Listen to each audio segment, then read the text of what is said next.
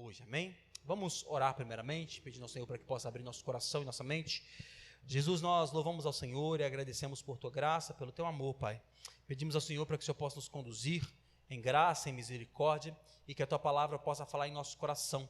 Meu Deus, que nós possamos sair deste lugar transformados por Tua palavra, que ela possa, meu Deus, cair em nossa mente, na nossa mente, meu Deus, possa cair no nosso coração, em nosso coração gerar uma árvore, essa árvore gerar frutos, e frutos que prevaleçam, em nome de Jesus. Amém. Mateus 10, 40 até o 42. A palavra do Senhor diz assim: quem recebe vocês, é a mim que recebe, e quem recebe a mim, recebe aquele que me enviou. Quem recebe um profeta no caráter de profeta, receberá a recompensa de profeta. Quem recebe um justo no caráter de justo, receberá a recompensa de justo.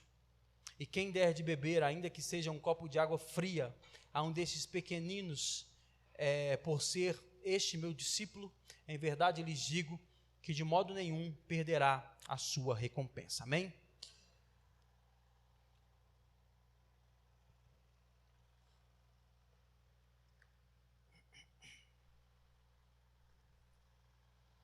Nós estamos finalizando o capítulo 10 de Mateus,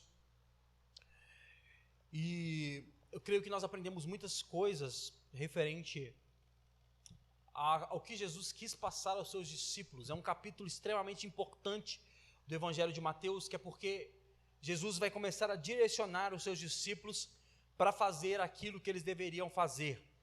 Então, no capítulo 10 de Mateus, nós vimos algumas coisas, como, por exemplo, os critérios que Jesus usou para escolher os seus discípulos, a mensagem que os discípulos deveriam levar por onde eles estiverem passando, também as perseguições que esses discípulos iriam sofrer, e que esses discípulos não deveriam temer a nada e nem a ninguém, porque o Senhor estava cuidando deles. Então, a mensagem que Jesus deixa aos seus discípulos é basicamente essa: vocês devem ir, vocês devem levar a palavra de Deus, vocês devem levar o Evangelho, e vocês não devem temer mal algum, porque Deus está cuidando de vocês.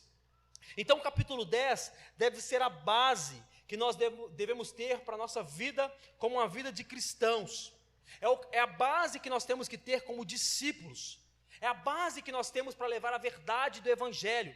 O capítulo 10 nos orienta como discípulos, o que é que nós passaríamos e como é que nós deveríamos passar por essas questões.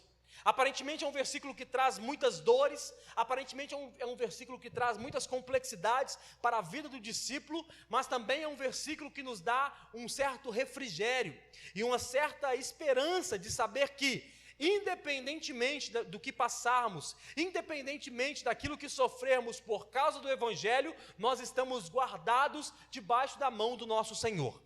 Independentemente daquilo que nós sofrermos, independentemente daquilo que nós vivermos em casa, no trabalho, perante os amigos, qualquer humilhação que sofrermos por causa do nome de Jesus, porque somos discípulos dele, nós estamos resguardados, porque o Senhor tem cuidado de nós, amém? Mas também nós entendemos que nem todos vão perseguir os discípulos de Jesus. Nós podemos entender no livro de Mateus, capítulo 10, que nem todas as pessoas vão perseguir aqueles que são chamados filhos de Deus, aqueles que são amigos de Jesus. Algumas pessoas não irão nos perseguir, principalmente aqueles que estão sendo salvos no meio da jornada. Enquanto nós estivermos passando e as pessoas forem salvas, essas pessoas não irão perseguir os discípulos de Jesus. É o que eu disse nas últimas semanas. Chegará o tempo em que será quase que impossível as pessoas do mundo não perseguirem os cristãos. Chegará o tempo em que ficará quase que impossível as pessoas não olharem para a igreja e quererem o mal da igreja. Porém, existem pessoas que não vão nos perseguir, principalmente aqueles que forem salvos no meio da jornada cristã. E não meramente por eles mesmos, mas porque eles têm em si o entendimento de quem são os discípulos, e que o discípulo de Jesus ele não anda sozinho. Eles não vão nos perseguir, não porque eles são bons o suficientes, mas porque o salvo, aquele que foi alcançado por Cristo, ele tem um entendimento de que o discípulo de Jesus não anda sozinho. Olha só o que diz o versículo 40. Quem recebe vocês, é a mim que recebe, e quem recebe a mim, recebe aquele que me enviou. Olha só o que Jesus está dizendo. Eu estou mandando vocês, e as pessoas vão receber vocês, mas quem receber a qualquer discípulo de Jesus, ele não está recebendo apenas o homem que chegou lá, ele está recebendo tanto o homem, quanto o próprio Jesus, quanto o próprio Deus Pai. Vocês estão indo pelas cidades, mas vocês estão indo pelas cidades e vocês não podem levar dinheiro. Jesus diz isso no início do capítulo 10. Vocês estão indo pela cidade, mas vocês não podem levar 2 roupas. Vocês estão indo pelas cidades, mas vocês têm que ir como vocês estão. O que Jesus estava dizendo aí com isso? Ele estava dizendo que eles precisariam da graça e do amor das pessoas que estavam naquelas cidades. Eles precisavam que as pessoas que estavam naquelas cidades entendessem quem eles eram. Porque não estavam levando dinheiro, não estavam levando roupa, não estavam levando alimento. Eles precisavam que as pessoas entendessem quem eles eram. O pagamento desses homens viria do entendimento dessas pessoas, porque eles precisariam de um teto. Jesus disse, vocês vão precisar de um teto para habitar. Jesus disse, não levem 2 túnicas. Vez ou outra, eles precisariam de outra túnica para trocar a túnica que eles estavam. Mas Jesus diz, não leve 2, porque as pessoas que receberem vocês, eles têm que entender quem vocês são e compartilhar a outra túnica com vocês. Não leve alimento, porque na casa em que vocês ficarem, vocês também têm que se alimentar. Isso é tido como um salário de hoje em dia. Jesus está dizendo, vocês estão indo, vocês vão receber o salário dessas pessoas que estão abrigando vocês, porque elas entenderam que vocês não estão indo sozinhos. Então o que nós podemos entender com isso? Aplicando para o dia de hoje, é que todo aquele que recebe um discípulo de Jesus, ele não está recebendo só essa pessoa, mas ele está recebendo a Jesus e está recebendo também a Deus na sua casa. Todo aquele que recebe e honra um discípulo de Jesus em sua casa, ele não está recebendo meramente esse discípulo, ele está recebendo a Jesus e está recebendo também a Deus em sua casa. Em 2 Samuel, nós podemos observar que quando Davi vai fazer a primeira tentativa de trazer a arca para Jerusalém de volta, ele pega a arca, coloca nos carros de boi, e a Bíblia diz que a arca cai no meio do caminho, porque Davi quis fazer algo que não deveria ser feito. E aí quando ele pega a arca, coloca nos carros de boi, a arca cai no meio do caminho, mata Uzá, e aí Davi pega essa arca e coloca essa arca na casa de Obed-edom. E a Bíblia diz que essa arca fica na casa de Obed-edom durante 3 meses. A Bíblia diz que Davi pega a arca e coloca na casa de Obed-edom por 3 meses. E a casa de Obed-edom é muito abençoada, porque a arca de Deus ficou lá naquele lugar. A casa de Obed-edom recebeu muitas bênçãos e muitos milagres. Por quê? Porque a arca ficou lá por muito tempo. E aí, trazendo para a palavra que nós estamos hoje, olha só, preste atenção, nós não temos mais a Arca da Aliança, nós não temos mais nem a simbologia da Arca da Aliança, nós não precisamos mais da Arca da Aliança, mas se uma Arca da Aliança que continha os elementos e representava a palavra de Deus, representava a presença de Deus no meio do povo, abençoou tanto a casa de um homem, que dirá um discípulo de Jesus que está portando o próprio Cristo e o próprio Deus na casa das pessoas. Preste atenção, irmãos, se a casa de Obed-edom foi muito abençoada porque portava a presença de Deus, o que será de uma casa que recebe um discípulo de Deus, que está portando em si Jesus e o próprio Deus? Nós temos que entender que quando as pessoas recebiam um discípulo de Jesus, esse discípulo de Jesus estava em grande companhia, que era o Pai e o Filho, que estavam dentro desse discípulo de Jesus, e é o que a Bíblia diz.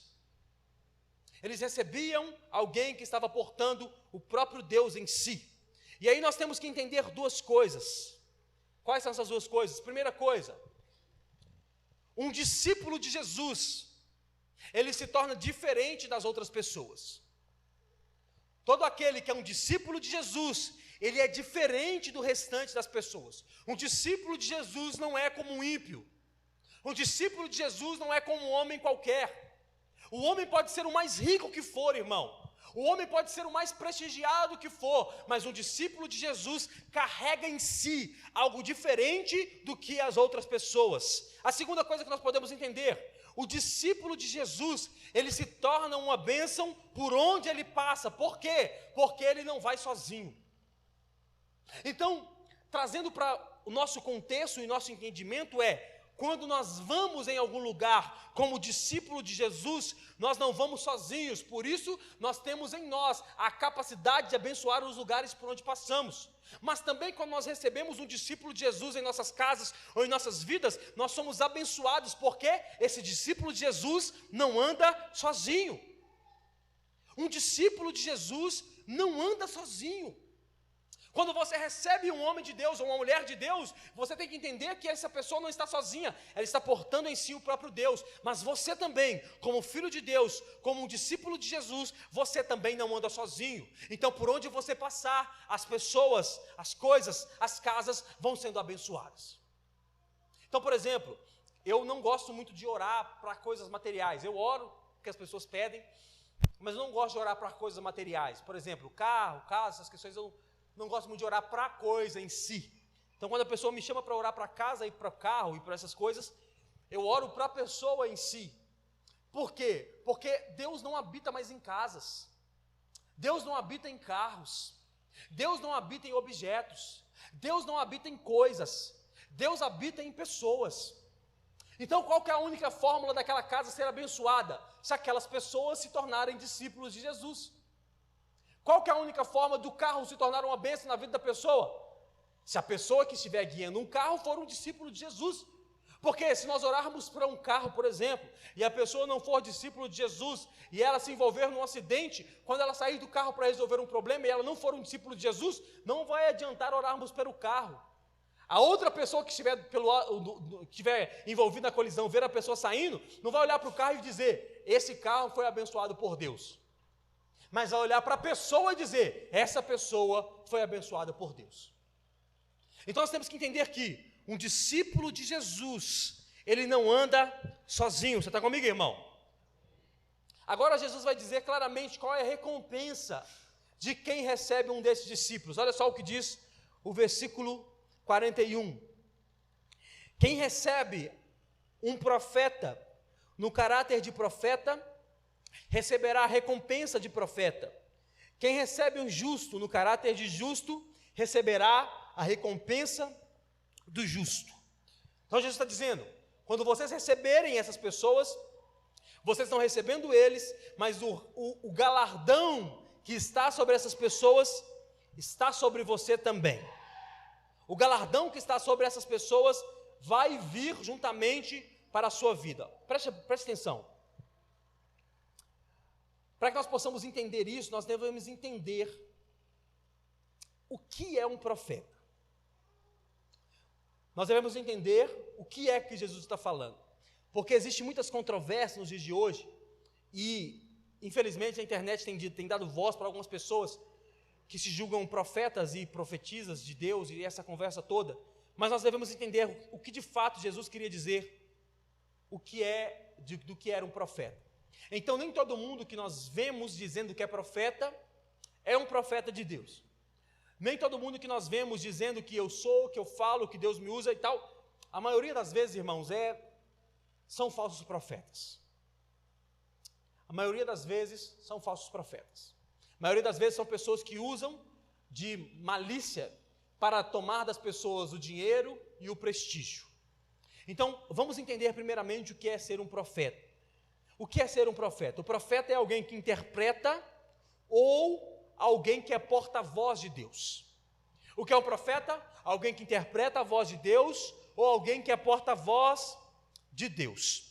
No Antigo Testamento, os profetas serviam como aqueles que ouviam a voz de Deus e passavam para o povo aquilo que Deus queria falar. Então, por exemplo, se nós abrirmos o Antigo Testamento, nós vamos ver vários profetas que ouviam a voz de Deus, iam lá e falavam para as pessoas o que Deus queria falar. Basicamente, a maioria desse tipo de profeta que falava para uma nação, que falava para um povo, basicamente cessou. Basicamente, o profeta que Deus usava para falar para uma nação, dificilmente você vai achar um nos dias de hoje. A maioria das pessoas que falam nos dias de hoje, eles falam baseado no próprio pensamento e no próprio entendimento. Nós temos que ter muito cuidado com isso, irmãos, preste atenção nisso. A maioria das pessoas que falam nos dias de hoje dizendo, eu sou um profeta de Deus e Deus está dizendo isso, dizendo aquilo, a maioria é falso profeta.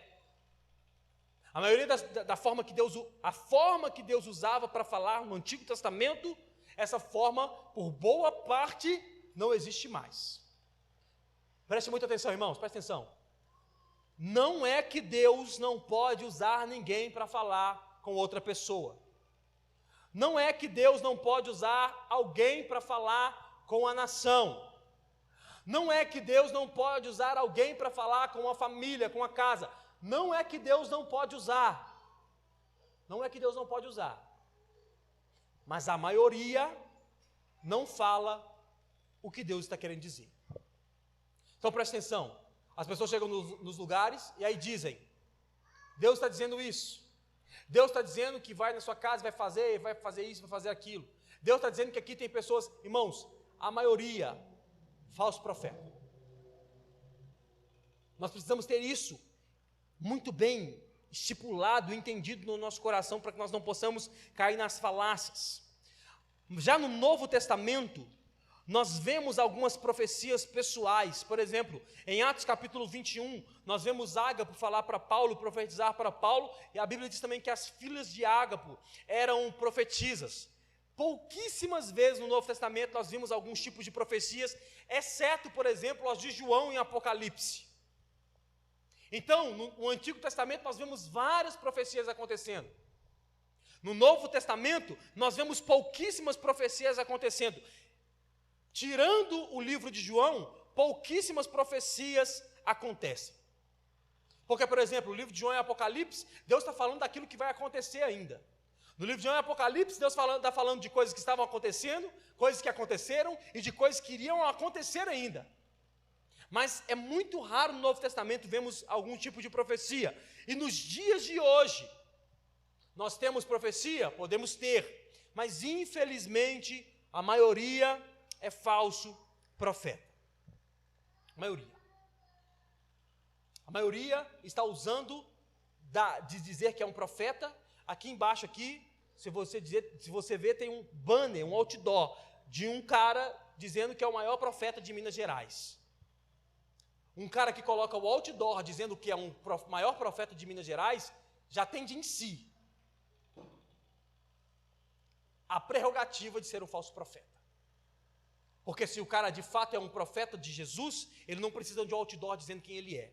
Elias não tinha outdoors por Israel dizendo, venham visitar o profeta. Eliseu não tinha outdoor espalhado por Israel dizendo, venham conhecer um profeta das nações. Não tinha. Então nós temos que ter cuidado, porque a maioria dos profetas de hoje é falso profeta. Então, o que é que Jesus está dizendo com esse profeta? Quem que é esse tipo de profeta que Jesus está dizendo?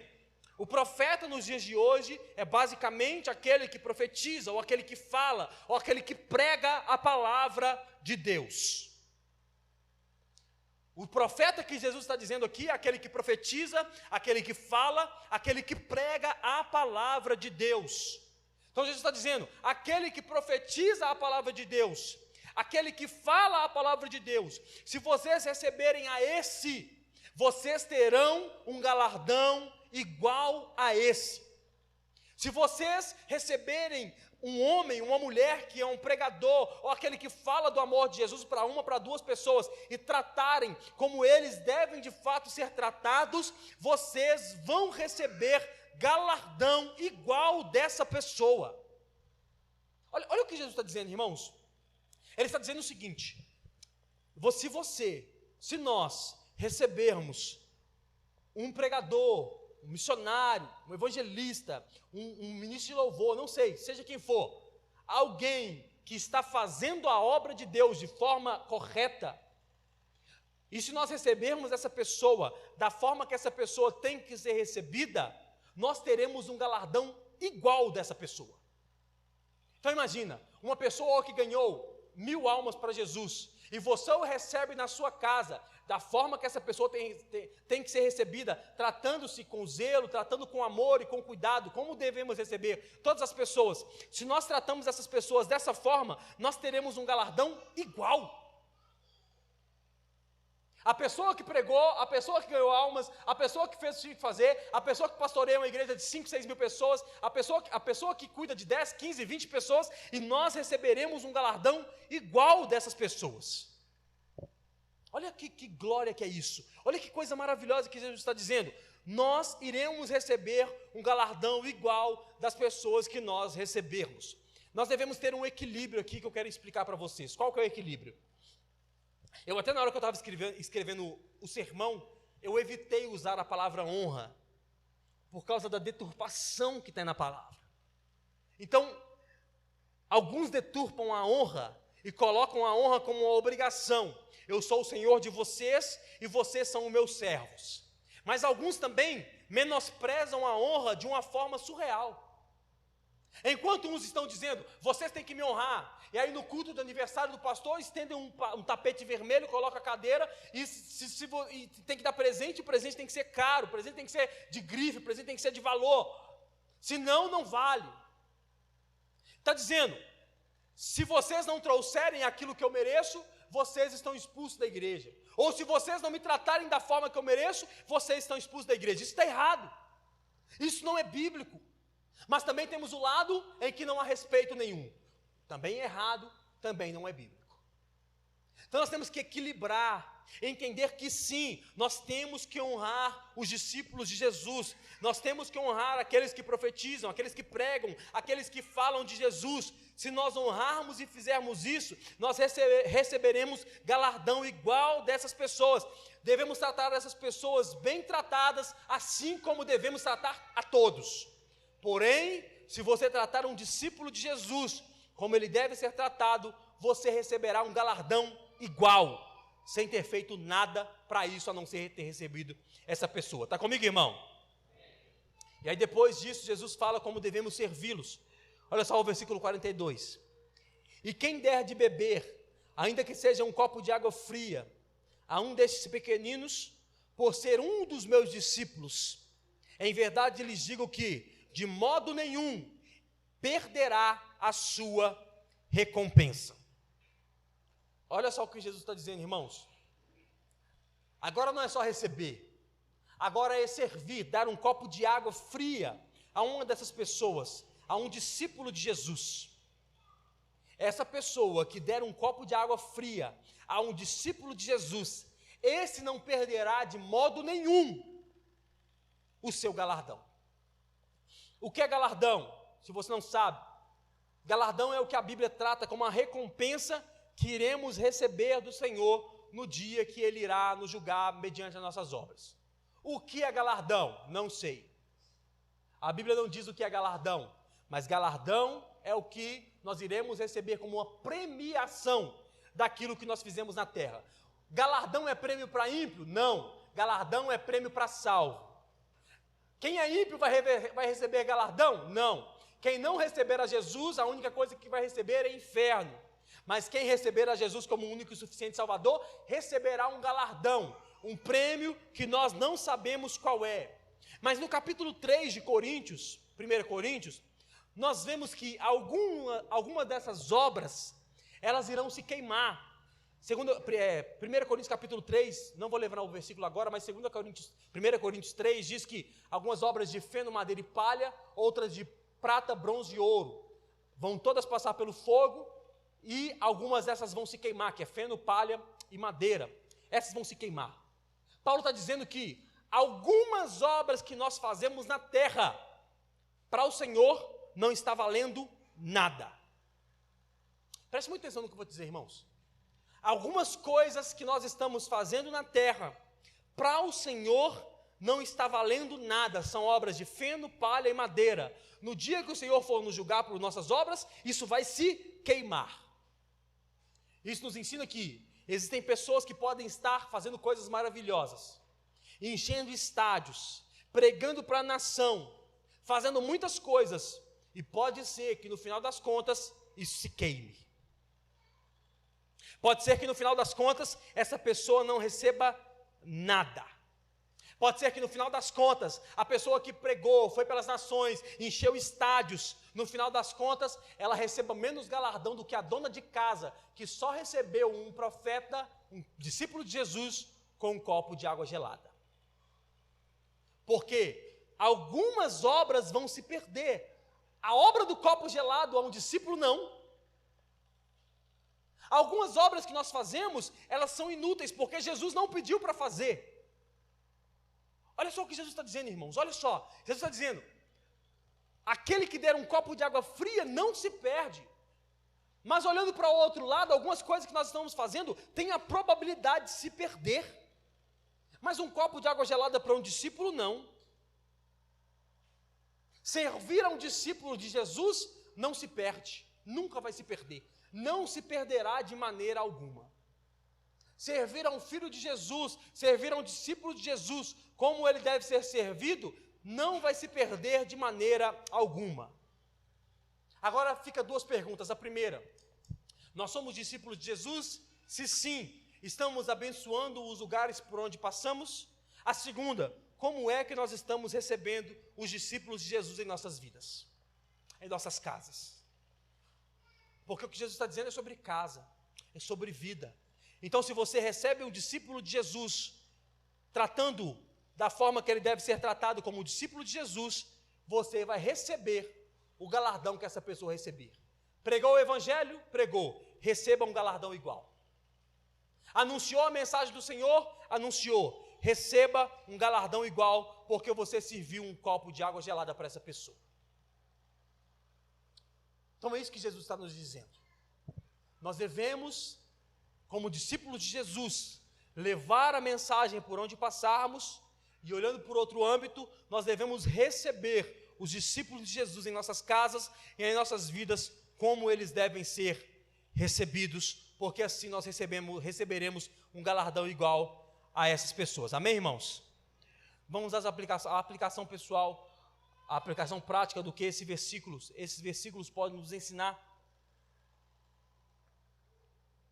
E eu quero aplicar não só o versículo 41 e 40 ao 42, mas eu quero aplicar todo o capítulo 10 nessa mensagem.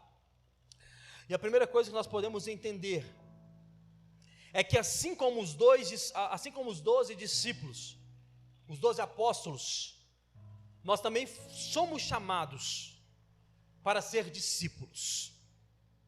Assim como os 12 que Jesus chamou após descer do monte, nós somos chamados para sermos discípulos. Todo aquele que nasce de novo recebe essa incumbência de levar o evangelho e, se necessário, morrer por essa causa. Essa é a nossa missão. Quando você é chamado para ser um discípulo de Jesus, a sua missão é igual às dos 12. Levar o evangelho a toda a nação. Por onde você passar, você deve orar pelos enfermos, e se o Senhor quiser, esses enfermos vão ser curados. Você deve anunciar o evangelho e orar pelos endemoniados, e os endemoniados, em nome de Jesus, serão libertos. Isso que Jesus está dizendo. Jesus disse durante o capítulo 10, nós também somos discípulos de Jesus. Nós também somos discípulos de Jesus. Nós também levamos o evangelho de Jesus. Assim como os 12, nós também levamos o evangelho do Senhor a ser anunciados pelas cidades. Nós devemos entender isso. Você é um discípulo de Jesus. O Senhor te chamou para essa grande obra, portanto se comporte como tal. O Senhor te chamou para levar o evangelho, portanto se comporte como tal. A segunda coisa que nós temos que entender é que mesmo se formos perseguidos por outras pessoas que não nos aceitam, nós estamos sob os cuidados de Deus. Mesmo se você for perseguido porque você está pregando o evangelho, nós estamos sob o cuidado de Deus. O capítulo 10 inteiro diz que nós seremos perseguidos. O capítulo 10 inteiro diz que, por amor a Jesus, nós sofreremos perseguições. Mas o próprio Jesus diz que nós temos os fios da nossa cabeça contados por Deus. As pessoas vão te perseguir, mas os fios da sua cabeça estão contados pelo nosso Deus. Portanto, você está bem guardado. Então, se chegar um momento de perseguição em nossa casa, em nossa vida, fique tranquilo. O Senhor está te guardando como um discípulo. Se um dia você se sentir perseguido pelo amor de Jesus, se você estiver sendo perseguido porque você é filho de Jesus, as pessoas estão te perseguindo, fique tranquilo, porque você está sob os cuidados de Deus. E a terceira coisa que nós podemos entender, para nós finalizarmos, é que existe um galardão preparado para nós. Portanto, nós devemos trabalhar. Existe um galardão preparado para nós. Existe um prêmio preparado e nos esperando. Portanto, nós devemos trabalhar. Tem uma frase que eu não vou lembrar o autor da frase agora, mas ele diz que se nós não descemos ao poço, nós temos que segurar as cordas para aqueles que descem. É sobre dar esse copo de água gelada aos discípulos de Jesus. Se você não está disposto a descer, se você não está disposto a fazer, ou talvez você nem foi chamado para pregar o evangelho pelas ruas, pelas cidades, talvez você não foi chamado para pregar o evangelho pelas multidões, mas alguma coisa nós temos que fazer, e essa coisa é segurar a corda, ajudar aqueles que estão fazendo, seja com dinheiro, seja com suporte, seja com alimentação, seja com o que for, irmão. Uma das duas coisas nós temos que fazer: ou nós descemos ao poço para pegar o evangelho, ou nós seguramos a corda. Ou nós descemos ao poço para anunciar o que Jesus faz, ou nós seguramos a corda daqueles que estamos descendo. Não há outra possibilidade. Existem discípulos que vão, mas existem também aqueles discípulos que ficam para cuidar daqueles que foram. Existem discípulos que descem ao poço. Existem discípulos que estão dispostos a tudo, a perder a sua vida por amor a Jesus. Todos os dias saem pessoas para ir para países perseguidos para pregar o evangelho, para saírem para países que não aceitam o evangelho para pregar o evangelho. Nós temos que ser, se nós não formos, nós temos que ser aqueles que seguram a corda, aqueles que ajudam com dinheiro, aqueles que ajudam com alimentação, aqueles que ajudam às vezes com um abraço, com um consolo. Nós temos que ser aqueles que ajudam. Se nós não formos, nós temos que ajudar aqueles que estão indo, porque só assim a obra de Jesus, a obra que Jesus nos ordenou, será executada. Jesus tinha alguns discípulos, Jesus tinha alguns homens que seguiam a Ele. E aí, por exemplo, para o jovem rico, Jesus diz a ele: vende tudo que tem e vem e segue-me. O jovem rico saiu triste porque tinha muito dinheiro. Mas eu gosto de fazer essa alusão que Jesus diz isso ao jovem rico, mas não diz isso a José de Arimateia, que era um de seus discípulos, que era um homem muito rico, que foi o homem que comprou o corpo de Jesus para enterrá-lo, para colocá-lo no seu sepulcro. Porque os discípulos de Jesus, o restante, não tinha dinheiro. José de Arimateia tinha tanto dinheiro que comprou uma roupa de linho finíssimo, botou sobre ele, pegou o corpo dele e botou num sepulcro, porque ele dizia que iria ressuscitá-lo. Ele disse: se vai ressuscitá-lo, não dá para enterrar na terra, tem que colocar no sepulcro.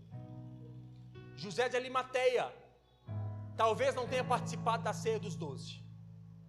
José de Arimateia talvez não tenha visto a transfiguração de Jesus no alto do monte. José de Arimateia talvez não tenha participado da multiplicação dos pães, mas José de Arimateia foi o homem que foi lá e financiou o corpo de Jesus para colocar ele no lugar que daqui a 3 dias ele iria ressuscitar. Portanto, irmãos, se nós não estamos fazendo, nós devemos ajudar aqueles que estão fazendo. Aí você pode me perguntar: como? Com o mínimo que podemos. até que tenhamos o máximo para abençoar. Eu não consigo abençoar com muito. Milhares de pessoas estão anunciando o evangelho em lugares que necessitam e precisam de pouco. Simples 10, 20, 30, 50, 100, 200 reais é o copo de água gelada para aqueles que estão necessitando. O simples ato de abençoarmos com pouco aqueles que fazem tanto é o fato de que nós iremos não só abençoar aquelas pessoas, mas nós iremos, segundo a palavra de Deus, receber o galardão dessas pessoas, porque nós estamos financiando aquilo que eles estão fazendo. Portanto, nós devemos abrir nosso coração, nossa mente, para que nós possamos ou fazer ou financiar aqueles que estão fazendo. Ou nós descemos ao poço, ou nós seguramos a corda para abençoar aqueles que estão descendo ao poço. Fique de pé no seu lugar.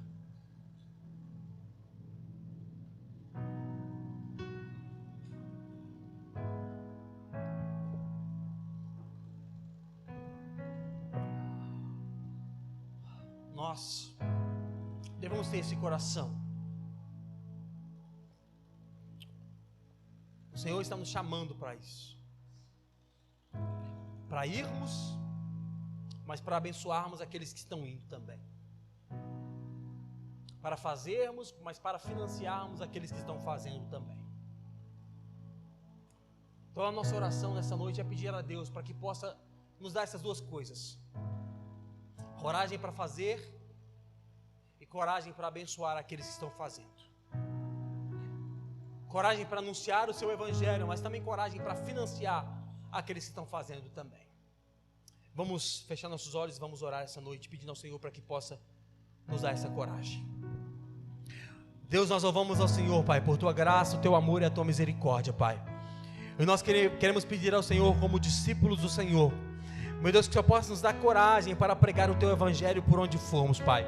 E que o Senhor possa nos enviar também, Pai, para pregar o evangelho em nossas casas, em nossos trabalhos, Pai. Que o Senhor possa abençoar, que nós possamos pregar o evangelho por onde passarmos, mas também, Pai, que nós possamos ajudar, abençoar aqueles que estão pregando o Teu evangelho em países, Pai, que talvez é difícil ter água potável, em países, Pai, que eles não sabem como vão se alimentar amanhã. Que o Senhor possa nos despertar para abençoar a vida dessas pessoas, Pai. Que o Senhor possa nos despertar, Pai, para financiar aqueles que estão fazendo. E que em nome de Jesus, que nós não possamos, Pai, ter orgulho nisso, mas nós possamos ter a certeza que nós estamos fazendo porque o Senhor nos ordenou a fazer, Pai. Nós estamos fazendo porque o Senhor nos pediu para auxiliar aqueles que estão descendo, Pai, a talvez aos poços mais fundos desse mundo, para anunciar o Teu evangelho, Pai. Estão fazendo, Pai, coisas que talvez nós não teríamos coragem para fazer, mas nós queremos ter a disposição, Pai, de abençoar a vida dessas pessoas. Então que o Senhor possa abrir nossos olhos para que nós possamos enxergar, Pai, aqueles que estão fazendo tanto pelo Senhor, mas também que o Senhor possa nos despertar para que nós possamos fazer mais pelo Senhor, Pai, para que nós possamos anunciar o Teu evangelho, para que nós possamos falar do Teu amor e da Tua graça, em nome de Jesus, amém. E você que pode, aplauda Jesus no seu lugar.